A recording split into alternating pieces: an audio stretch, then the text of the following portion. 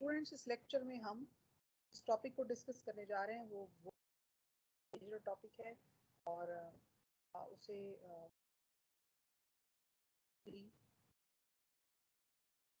Charge transport semiconductors का नाम देते हैं। तो आपसे पहले हम जो थी इसकी बैंड थ्योरी पढ़ते रहे हैं और उसमें हमने फर्मी लेवल्स और कैरियर कंसंट्रेशन को खूब डिस्कस किया। उसमें हमने देखा कि कंडक्टर्स जो होते हैं वो किस तरह से बिहेव करते हैं, उनके फर्मी लेवल कैसे होते हैं, कैरियर कंसंट्रेशन कैसे होती हैं, डेंसिटी ऑफ स्टेट्स कैसी होती हैं। और उसके बाद सेमीकंडक्टर जो हैं वो या तो प्योर होते हैं, इंट्रिंसिक होते हैं या एक्सट्रिंसिक होते हैं। और एक्सट्रिंसिक के अंदर दो केसेस होते हैं, एक तो मॉडरेटली डोप या हैवीली डोप। हैवीली डोप जो सेमीकंडक्टर्स हैं उन्हें हम कहते हैं कि वो उनके वो डीजनरेट सेमीकंडक्टर्स कहलाते हैं, जिनका जो फर्मी लेवल होता है वो कंडक्शन बैंड के अंदर चला जाता है और वो मेटल की तरह बिहेव करते हैं।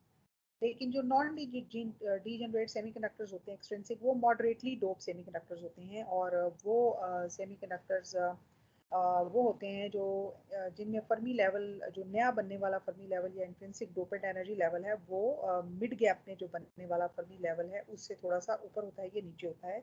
और उनको हम एन टाइप या पी टाइप सेमीकंडक्टर्स कॉरेस्पॉन्डिंगली कहते हैं।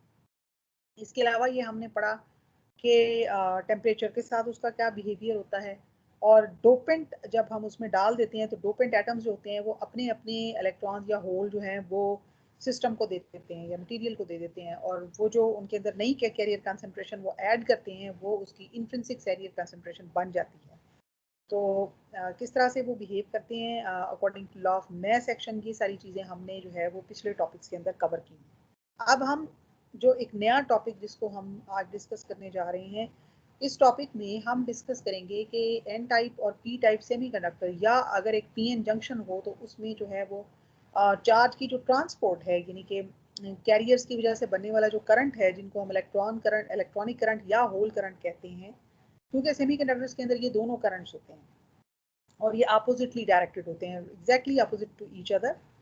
और इन करंट्स की ट्रांसपोर्ट को हम अब स्टडी करेंगे।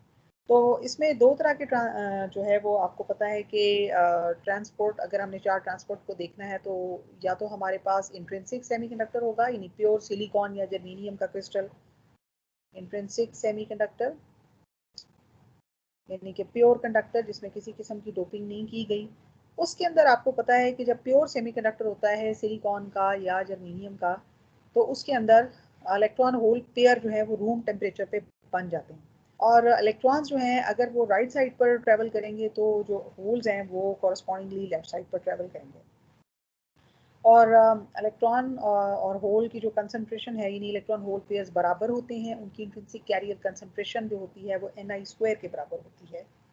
तो ये इंट्रिंसिक सेमीकंडक्टर के अंदर जो है वो इस तरह से, इसका मतलब है कि हमारे पास होल करंट भी होता है और इलेक्ट्रॉन करंट भी होता है। और इन दोनों करंट्स को हम करंट पर यूनिट एरिया, यानी कि हम इसको basically we can call it current density.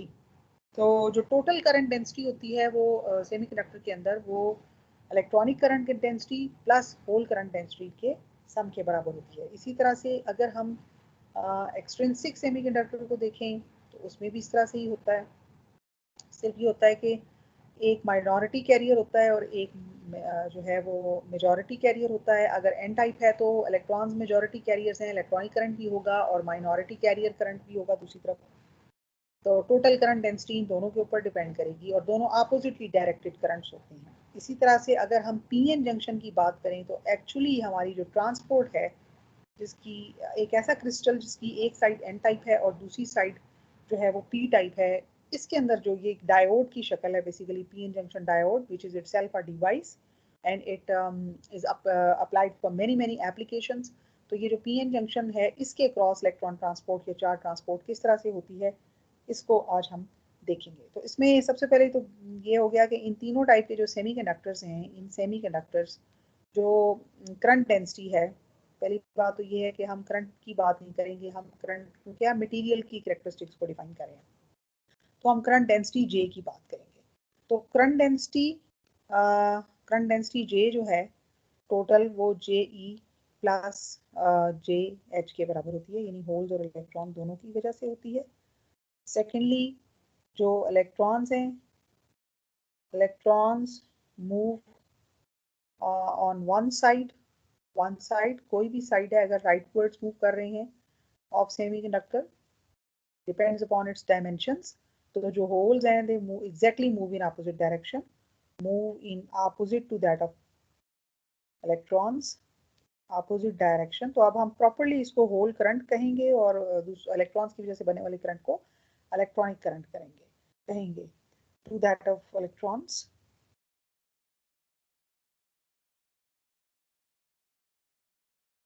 अच्छा, अब इनमें जो मूवमेंट पैदा होती है सेमीकंडक्टर के अंदर, इलेक्ट्रॉन्स और होल्स में जो मूवमेंट पैदा होती है उसके दो ओरिजिन्स होते हैं, यानी कि दो रीजंस की वजह से ये इलेक्ट्रॉन और होल मूव करने लगते हैं आपस में। द ट्रांसपोर्ट अकर्स, यानी कि जो ट्रांसपोर्ट या जो करंट है occurs due to two reasons basically in a semiconductor। किसी का किस्म का भी सेमीकंडक्टर है तो दो रीजंस होंगी। पहली रीजन तो ये है कि दे डिफ्यूज, यानी कि diffusion of charge carrier from low concentration, from high concentration area to low concentration area,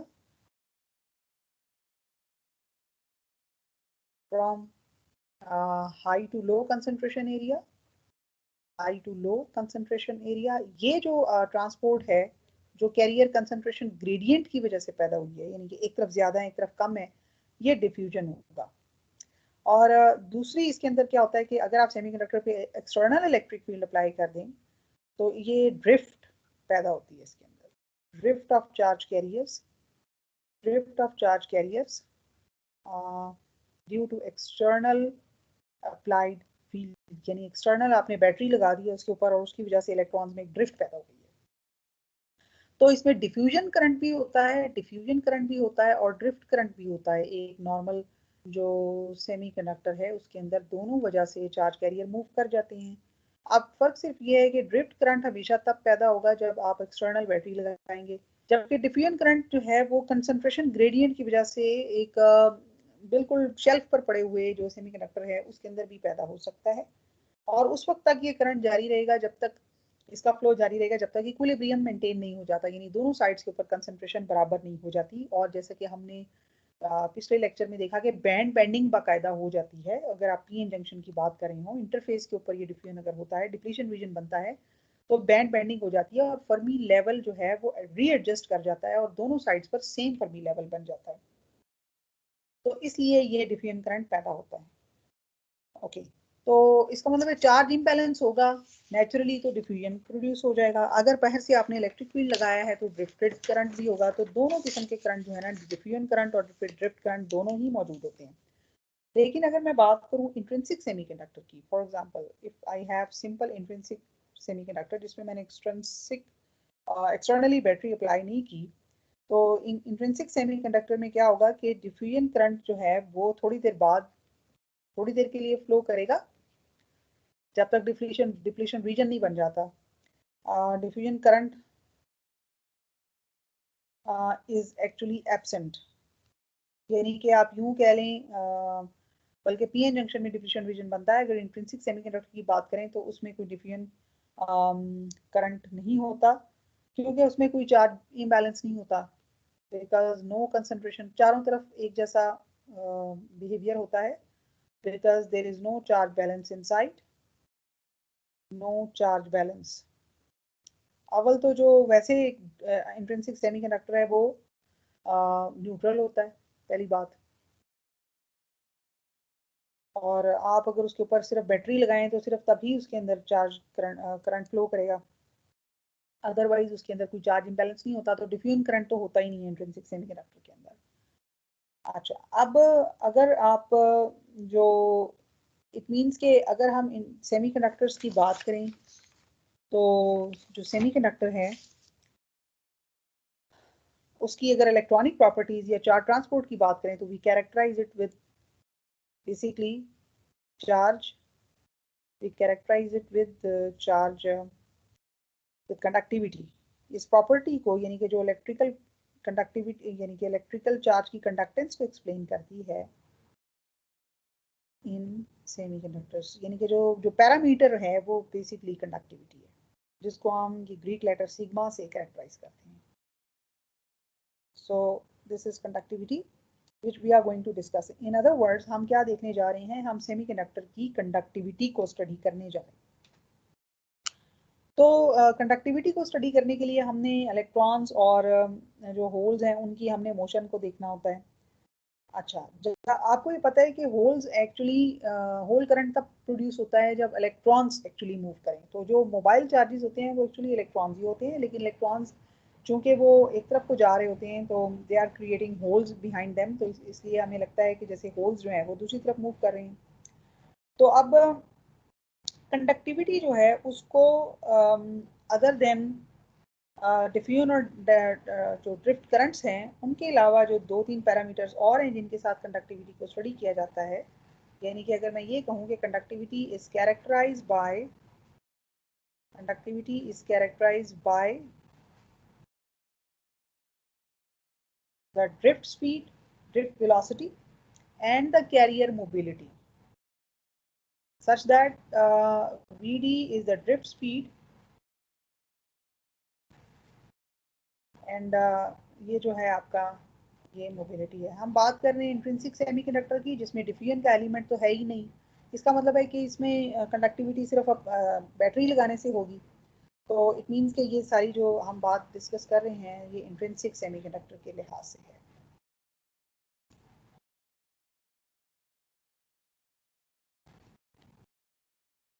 तो इसमें सिर्फ ड्रिफ्ट यानी कि करंट प्रोड्यूस हो सकता है और इसलिए हमने इसकी जो वेलोसिटी है इलेक्ट्रॉन्स की उनको हमने ड्रिफ्ट वेलोसिटी का नाम दिया Vd. और इसके साथ साथ मोबिलिटी यानी कि जो charge they are characterized by the capability of how much they are mobile.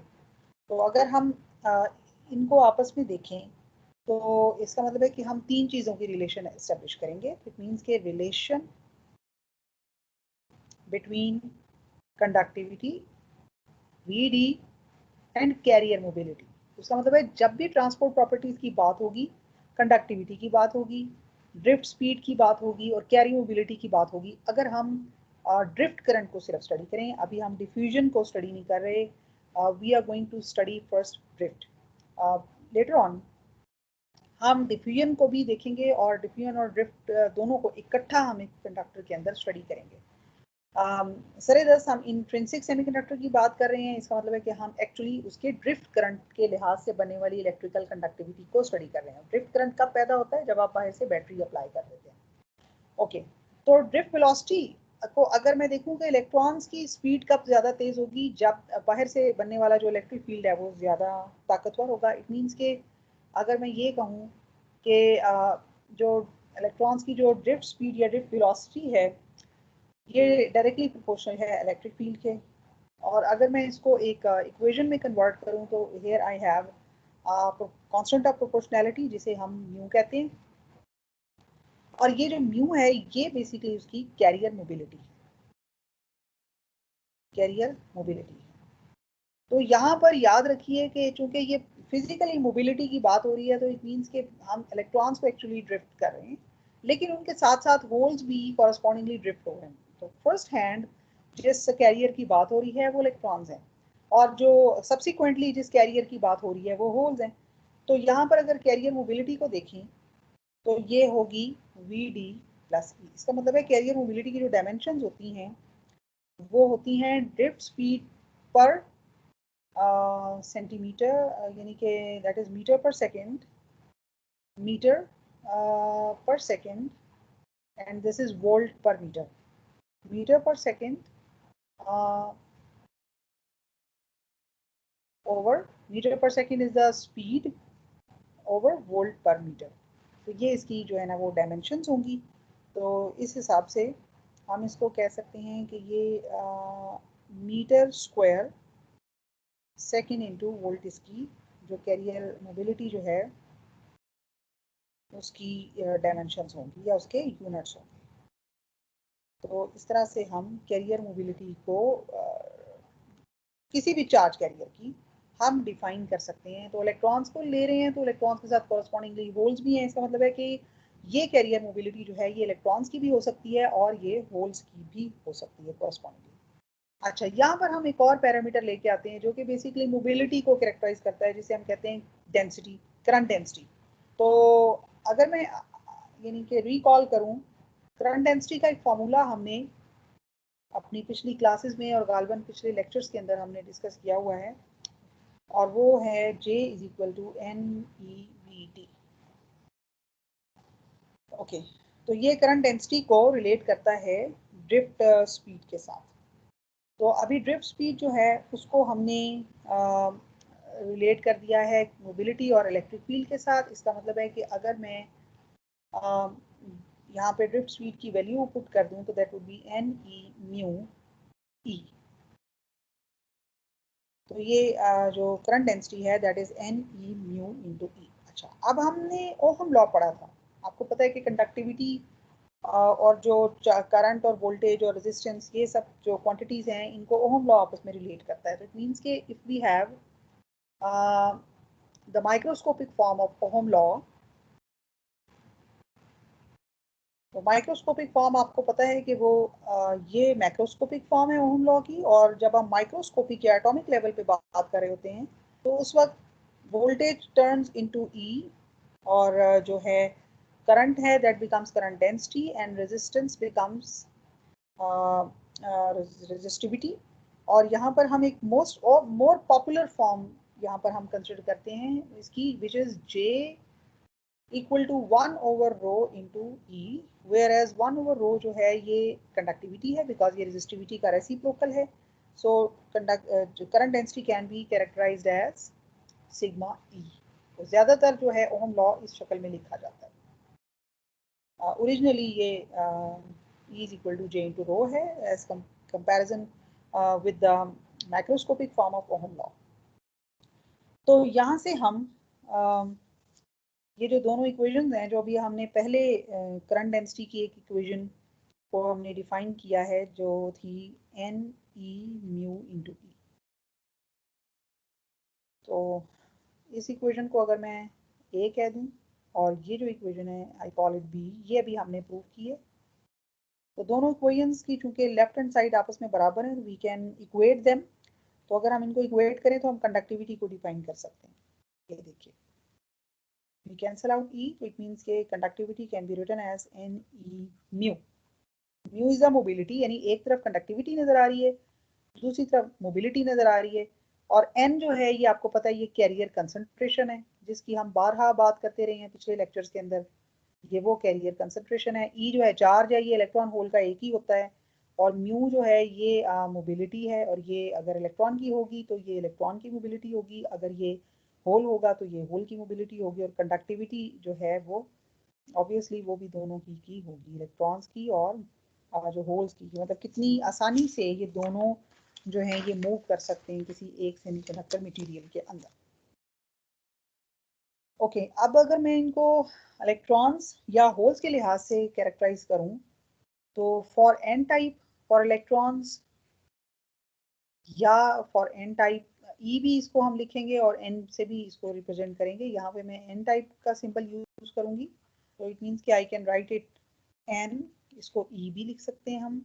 और ये है जी एन, जबकि ये अब इलेक्ट्रॉन की कंसंट्रेशन है, ई चार्ज इलेक्ट्रॉन्स का, और ये जो कैरियर मोबिलिटी है ये भी इलेक्ट्रॉन्स की हो गई। इसी तरह से फॉर होल्स, अगर अब हम होल्स की डिफाइन करें तो वो बिल्कुल इसके अपोजिट होगी, और इसी तरह से फॉर्मूला उसका भी होल्ड करेगा।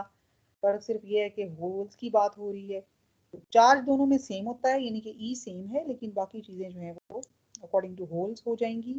सो इट वुड बी, इसको एच के साथ भी सबस्क्रिप्ट में इसको डिनोट किया जाता है, और इसको पी भी कहा जाता है पी टाइप के लिए, लेकिन इसकी जो कैरियर कंसंट्रेशन है उसको पी ही कहते हैं, और एन पी भी कह सकते हैं, ई म्यू इंटू पी।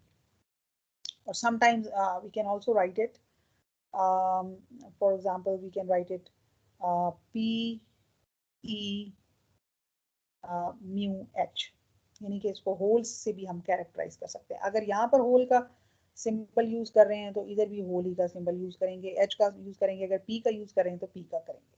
तो ये दोनों नोटेशंस हम इस्तेमाल कर सकते हैं। तो अगर हम इंट्रिंसिक सेमीकंडक्टर की बात करें, so the total conductivity of the material will be total conductivity of an intrinsic semiconductor what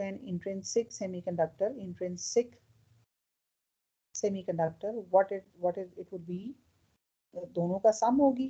so total जो है that is sigma n plus sigma p और sigma e plus sigma h। I will use both notations, कुछ जगह पे मैंने ये use की हुई है और कुछ जगह पे e और h यूज की हुई है, बट आपने इसको कंफ्यूज नहीं करना।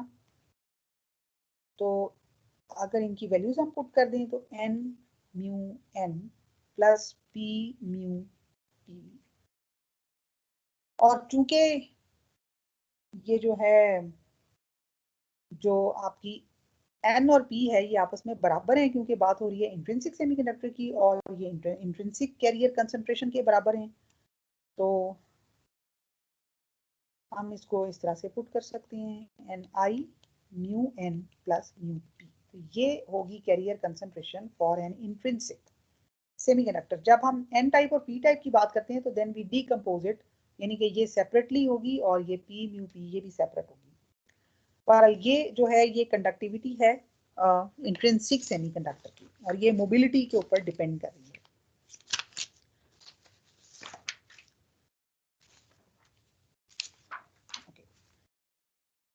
अब हम देखना चाहते हैं कि जो हमारी कंडक्टिविटी है वो टेम्परेचर के साथ कैसे वेरी करती है, यानी how does it very with temperature. So it means that now we are going to see the relationship of conductivity with respect to variation in temperature. So variation of conductivity with respect to temperature. तो temperature अगर बढ़ेगा, आपको पता है कि conductor के अंदर क्या होता है, टेम्परेचर बढ़ेगा तो उसकी कंडक्टिविटी जो है वो कम हो जाती है। यहाँ पर क्या होता है, तो इसके लिए कंडक्टिविटी हम लिखते हैं, this is for intrinsic semiconductor, यानी प्योर सिर्फ जर्मेनियम या सिलिकॉन की बात हो रही है फिलहाल, एन टाइप या पी टाइप नहीं है, इंट्रिंसिक अनडोप्ड सेमीकंडक्टर है। तो आई call it for intrinsic semiconductor. Intrinsic semi, जैसे हमने पहले इंट्रिंसिक की बात की तो अभी भी इंट्रिंसिक ही कर रहे हैं, उसी को देख रहे हैं।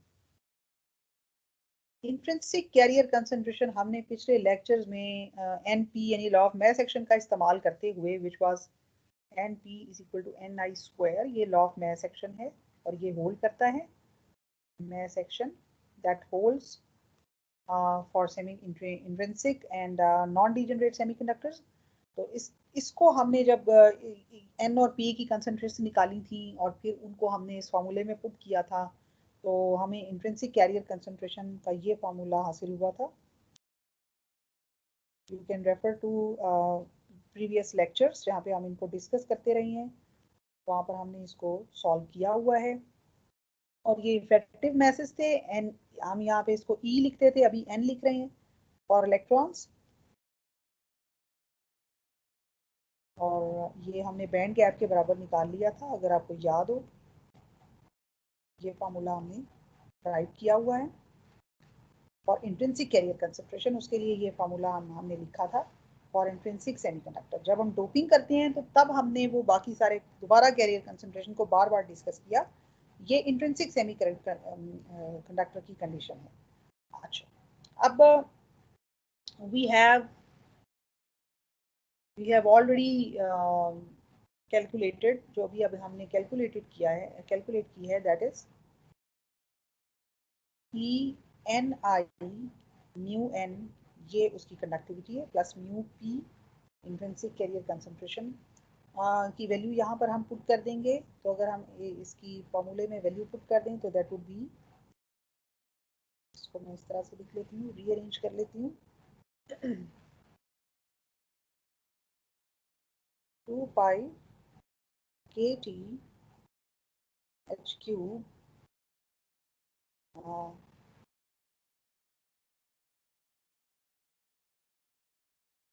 basically multiply हो रहा है, it is being multiplied, you can write it like this, mn mp 3/4 exponential minus eg over kt। तो अब यहाँ पे देख लें आप इस इक्वेशन के अंदर t का फैक्टर आ गया यानी टेम्परेचर का, तो लेकिन ये दो टर्म्स में t नजर आ रहा है, तो थोड़ा सिंप्लीफाई करते हैं इसको। सिंप्लीफाई करने के लिए एक्सपोनेंशियल टर्म को रिमूव करते हैं, इसको ले लेते हैं लेमडा ln की फॉर्म में। तो अगर हम इस सारी टर्म्स का ln ले लें, एक्सप्रेशन का ln ले लें, तो मैं इसको अब सिंप्लीफाई करूंगी।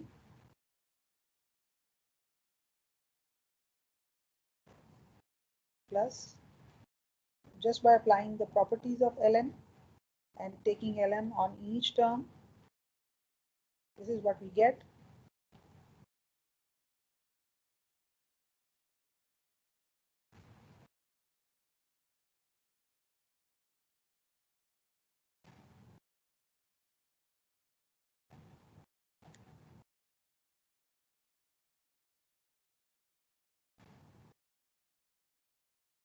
Minus ln of H cube. ये आपने ध्यान से देखना है किस तरह से हमने ln की प्रॉपर्टीज अप्लाई की हैं यहाँ पर। here get it 1/t। अब इसमें जो t वाली टर्म्स हैं उनको हम ले लेते हैं, बाकी जो कॉन्स्टेंट्स हैं सारे उनको हम कॉन्स्टेंट का नाम दे देते हैं। तो इट मीन्स के इसको हम सिंप्लीफाई कर सकते हैं, that would be minus eg over 2kt, that is 2k t 1/t को इसी तरह से रहने देते हैं, and that is 3/2 ln of t। और बाकी जितनी टर्म्स हैं वो सब चूंकि कांस्टेंट्स हैं, तो वी कॉल देम कांस्टेंट। सो हम इसको जस्ट एक कांस्टेंट के नाम से ऐड अप कर देते हैं यहाँ पर तमाम टर्म्स को। अगर हम देखें तो ये स्ट्रेट लाइन की इक्वेशन बन रही है, यानी कि जो ln ऑफ लेमडा है वो t के साथ किस तरह से वो वेरी करें। Comparing it with mx plus b, slope intercept form of a straight line, intercept form of a straight line, अगर इसको देखें तो y जो है that is y इस केस में, हमारे केस में y जो है वो ln ऑफ सिग्मा के बराबर है। स्लोप जो है वो माइनस ई जी ओवर 2k के बराबर है, और x जो है वो 1/t है। जबकि जो इसका स्लोप b है, that is the intercept point on y axis, that is 3/2 ln of t। इसका मतलब ये है कि ये एक कर्व बन सकता है जिसमें ln ऑफ लेमडा को हम 1/t के अगेंस्ट प्लॉट कर सकते हैं। तो अगर हम एक कर्व बनाएं इसका, तो हम देख सकते हैं कि किस तरह से जो कंडक्टिविटी है वो वेरी कर रही है, बट रेसिप्रोकल ऑफ टेम्परेचर के साथ।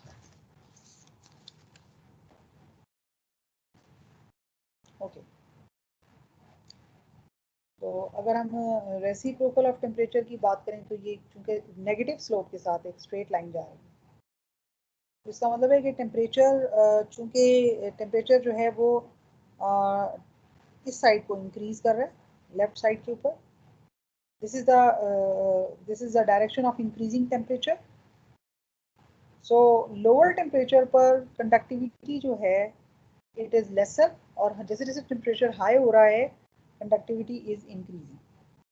तो इट मीन्स के अगर मैं इस ग्राफ की स्लोप फाइंड कर लूँ तो वो मुझे बैंड गैप का पता भी दे सकती है, यानी मैं इंट्रिंसिक सेमीकंडक्टर का बैंड गैप भी इस ग्राफ की स्लोप से फाइंड कर सकते हैं। Simply I can put slope equal to delta y over delta x, that is ln of, I can select any 2 points on this straight line जो कि इस तरह के इसके बराबर होंगे, और साथ ही साथ मेरे पास टेम्परेचर की भी 2 वैल्यूज आ जाएंगी। और ये चूंकि स्लोप इसके बराबर है और टेम्परेचर आपको पता होना चाहिए, रूम टेम्परेचर है या कोई भी टेम्परेचर है, तो it means you can simply calculate the band gap. और ये माइनस साइन आप जो है इसको आप डिस्कार्ड कर देंगे और आप इसका सिर्फ मैग्नीट्यूड कंसिडर करेंगे। तो इस तरह आप बैंड गैप जो है वो इसका फाइंड कर सकते हैं।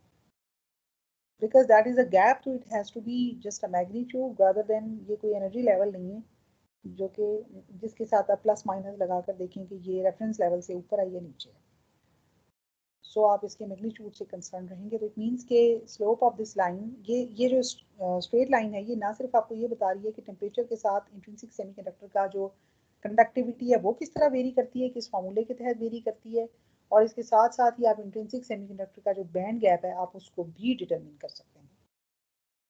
अच्छा, अब अगर हम डोप्ड सेमीकंडक्टर की बात करें, if we talk about doped semiconductor, तो suppose we consider for n type, for an n type semiconductor, for an n type semiconductor, तो उसमें हमें कंडक्टिविटी सिर्फ इसके बराबर होगी, इस फार्मूला के। ओके, एन टाइप के अंदर ये डोपेंट एटम्स की कंसंट्रेशन के साथ भी रिलेट करती है, और हम ये कहते हैं कि रूम टेम्परेचर अचीव करने से पहले ही तमाम जो डोपेंट एटम्स है वो आयनाइज हो जाते हैं, यानी अपना अपना इलेक्ट्रॉन वो दे देते हैं। तो इसका मतलब है कि जो कैरियर कंसंट्रेशन है वो Nd प्लस के बराबर है, यानी जितने एटम 50 एटम थे तो 50 इलेक्ट्रॉन आ गए, तो इट मीन्स के ये आयोनाइज हो गई। तो इसका मतलब है कि मैं इसको कुछ इस तरह भी, यानी कि मेरा मकसद ये है कि मैं यहाँ पर कंडक्टिविटी को डोपेंट कंसंट्रेशन के साथ भी रिलेट करना चाहती हूँ, ताकि पता चले कि कितनी डोपेंट कंसंट्रेशन थी तो उसने कंडक्टिविटी पर क्या असर डाला। ओके, अब यहाँ पर अगर हम देखें तो एन हमने निकाली थी ये, और हमने कहा था कि ये एन डी के साथ इस तरह वेरी करती है तरह से, और ये फार्मूला था हमारा जिसमें हम इसको जो भी यहाँ पे वैल्यू थी उसको हमने डेल्टा ई कह दिया था, जो कि उसकी आयोनाइजेशन एनर्जी थी, यानी डोपेंट एटम को आयोनाइज होने के लिए जो एनर्जी चाहिए वो ये है डेल्टा ई। यहाँ पर ये वैल्यू थी कुछ फर्मी लेवल और इंट्रिंसिक कैरियर कंसंट्रेशन की जो वैल्यू थी वो यहाँ पर थी। ओके, और सो इट मीन्स के जो यानी कि जो कैरियर कंसंट्रेशन है वो इसके साथ वेरी कर रही है, और एन जो है वो एन डी प्लस है।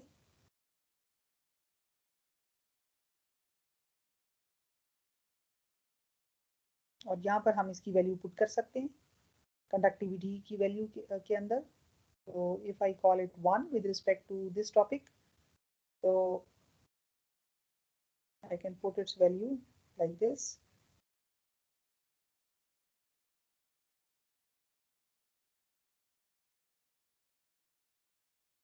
into mu n।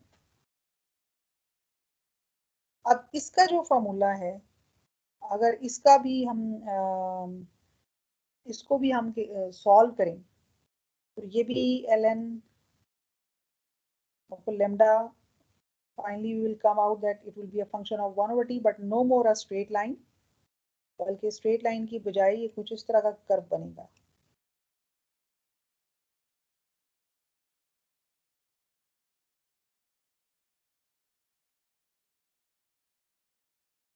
Looking at the shape of the equation, it will adopt this kind of curve, कुछ इस तरह से। तो आपको पता है ये इंक्रीजिंग टेम्परेचर की डायरेक्शन है, यानी टेम्परेचर राइट से लेफ्ट की तरफ इंक्रीज कर रहा है। तो अगर मैं कहूँ कि ये पॉइंट बी है और ये तकरीबन 10K होता है, ऑलमोस्ट 10K होता है, और ये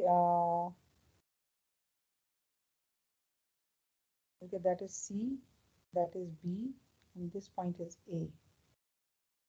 तो शुरू में जब टेम्परेचर बढ़ता है ना 10K, यानी इंतहाई लो टेम्परेचर से ये तकरीबन 50K पर आ, अभी ये रूम टेम्परेचर नहीं है, रूम टेम्परेचर 300 किलो केल्विन होता है, ये उससे पीछे ही अपनी मैक्सिमम कंडक्टिविटी अटेन कर जाता है। अच्छा, उसके बाद आप जब इसको मजीद बढ़ाना शुरू करते हैं, तो ये जो जो आप टेम्परेचर बढ़ाते हैं तो ये कंडक्टिविटी जो है ये स्लाइटली डिक्रीज करती है और उसके बाद एक मखसूस टेम्परेचर के ऊपर जाकर ये फिर दोबारा इंक्रीज करने लगती है। तो जब आप टेम्परेचर बढ़ा रहे हैं तो उस वक्त होता ये है कि साथ साथ अंदर कुछ कुलियन मैकेनिज्म भी एक्टिवेट हो जाते हैं और उन कुलियंस की वजह से इलेक्ट्रॉन होल रिकम्बिनेशन शुरू हो जाता है। दो तरह के कुलियंस हो सकते हैं, एक तो जो कुलियन है वो क्रिस्टल लैटिस साइट्स यानी कि थर्मल वाइब्रेशंस बढ़ गई अंदर और उनकी वजह से इलेक्ट्रॉन्स का जो टकराव शुरू हो गया और उसकी वजह से ये होता है कि इलेक्ट्रॉन टकराने के बाद करंट का हिस्सा नहीं रहते बल्कि रिकम्बाइन कर जाते हैं जाके किसी होल से। तो ये जो इवेंट होता है कोलिजन इवेंट, ये करंट को कम कर देता है यानी कंडक्टिविटी को कम कर देता है। और दूसरा ये होता है कि अंदर जो इम्प्योरिटी एटम्स हैं उनको ये टकरा जाते हैं और वो पहले से आयनाइज हैं तो उनके जाके रिकम्बाइन कर गया वापस। तो इट मीन्स कि वहाँ भी रिकम्बिनेशन मैकेनिज्म एक्टिवेट हुआ और इस किस्म के कोलिजन में भी कंडक्टिविटी लूज कर जाती है। तो इसको हम आगे जाके देखेंगे कि किस तरीके से जो है हाई टेम्परेचर के ऊपर कौन सा कोलिजन मैकेनिज्म ज़्यादा स्ट्रॉन्ग होता है। लेकिन बहरहाल उसके बाद जो टेम्परेचर आप एक मखसूस पॉइंट के बाद आप टेम्परेचर जब बढ़ाना शुरू करते हैं तो उसमें क्या होता है कि बॉन्ड ब्रेकिंग शुरू हो जाती है और चूंकि बॉन्ड ब्रेक ज़्यादा से ज़्यादा बॉन्ड ब्रेक होते हैं इसलिए ज़्यादा से ज़्यादा इलेक्ट्रॉन होल पेयर जनरेट करते हैं जिसकी वजह से कंडक्टिविटी फिर लीनियरली बढ़ना शुरू हो जाती है जैसे जैसे टेम्परेचर इंक्रीज करता है। बट ये अगर आप एक एक्सट्रिंसिक सेमीकंडक्टर का बिहेवियर इसी तरह का बिहेवियर पी टाइप का होता है, यहाँ पे हमने एन टाइप के लिहाज से इसको एक्सप्लेन किया है। तो ये एन टाइप का केस है। इसी तरह की इक्वेशन आप पी टाइप के लिए भी डेवलप कर सकते हैं और उसका जो ग्राफिकल बिहेवियर है वो आपको यहाँ पर दिखाया है हमने और जो कि इस इक्वेशन के ऊपर डिपेंड कर रहा है। इस इक्वेशन इसको आप एल एन की फॉर्म में लिख सकते हैं। तो ये अगेन आप देखेंगे कि एल एन ऑफ लेमडा जो है that is a function of 1/t और यहाँ पर हमने इस इक्वेशन के लिहाज से इसको जब प्लॉट किया तो ये कुछ पैराबोलिक सी इसका partially it is parabolic and then it start linearly increasing। तो इसका जो behavior है वो complicated है with respect to temperature and it is graphically explained here। तो conductivity जो है वो इस तरीके से वेरी करती है।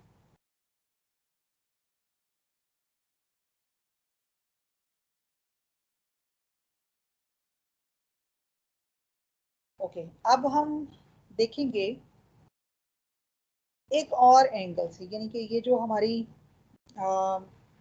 another aspect आप यूं कह लें कि we are going to discuss the same conductivity parameters but with some other aspects। so another aspect to see conductivity variation with mobility, mu and drift speed vd। यहाँ पर हम इसके कुलियंस को कंसिडर करेंगे। हम देखेंगे कि इलेक्ट्रॉन्स जो हैं वो जब आपस में इलेक्ट्रॉन्स जब आपस में टकरा जाते हैं तो टकराने से पहले वो कुछ फासला तय करते हैं और उस दौरान उनकी जो स्पीड होती है ड्रिफ्ट स्पीड होती है और जितना फासला वो तय करते हैं वो मीन फ्री पाथ कहलाता है और जितने टाइम के अंदर वो ट्रैवल करते हैं उसे हम मीन फ्री टाइम कहते हैं। तो यहाँ पर हम इलेक्ट्रॉन डायनामिक्स को कंसिडर करने जा रहे हैं। सो इलेक्ट्रॉन डायनामिक्स को अगर हम कंसिडर करें तो हम ये कहते हैं कि सपोज जो ड्रिफ्ट स्पीड है सिंपल न्यूटन इक्वेशन के मुताबिक जो ड्रिफ्ट स्पीड है वो गिवन है V D equal to A into टॉ।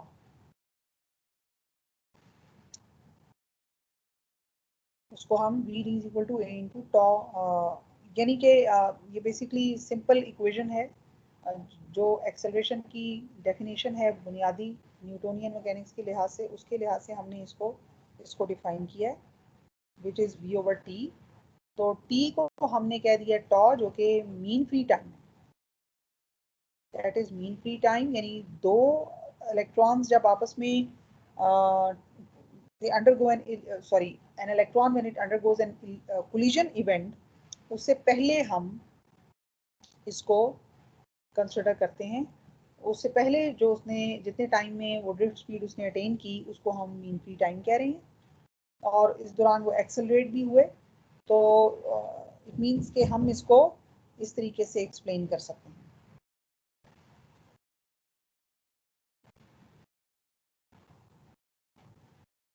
जबकि ए जो है that we bring in with from second law of motion, F e over m, यहाँ पर ये इलेक्ट्रोस्टैटिक फोर्स है, और इलेक्ट्रोस्टैटिक फोर्स को हम कहते हैं ई इंटू ई।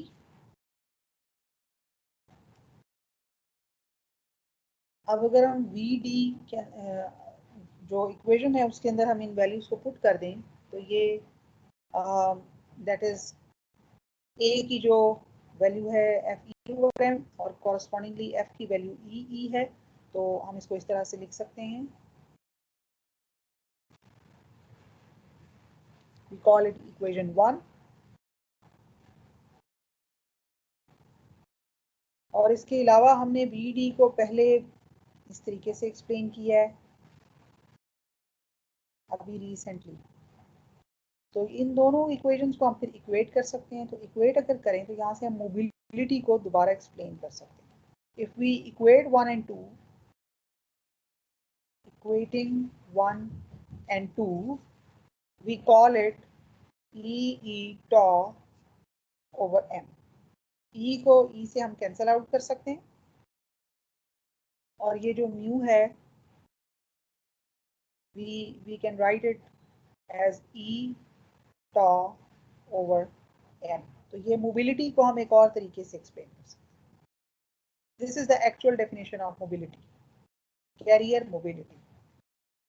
तो अगर ये इलेक्ट्रॉन्स की मोबिलिटी है तो इसको हम कहेंगे mu E, charge same, mean free path of electrons, और चार्ज भी जो है वो इलेक्ट्रॉन्स का होगा। और अगर ये होल्स की है, this is for electrons, this is for electrons. और अगर मैं इसको होल्स के लिए करूँ, डिफाइन करूँ, तो यही होगा, इसमें मीन फ्री पाथ इलेक्ट्रॉन्स का होगा, मीन फ्री टाइम होल्स का होगा, और जो जो मैस है वो भी होल्स का होगा। और एक बात आपने याद रखनी है कि यहाँ पर I am not using star notation, but actually ये इफेक्टिव मैसेज हैं, so they are actually sorry M E is equal to M E star, that is the effective mass, और एम एच जो है वो एम एच star है, they are actually the effective masses, but for just for simplicity I'm not using star sign as a superscript। तो mobility को हम इस तरीके से डिफाइन कर सकते हैं। अभी हमने कंडक्टिविटी को डिफाइन किया था, अब हम जो है वो मोबिलिटी को डिफाइन हमने यहाँ पर किया है। तो इस लेक्चर को हम यहीं तक डिस्कस करते हैं, और जो फर्दर इसके जो कॉन्सेप्ट्स हैं उनको हम फिर नेक्स्ट लेक्चर में एस्टेब्लिश करेंगे।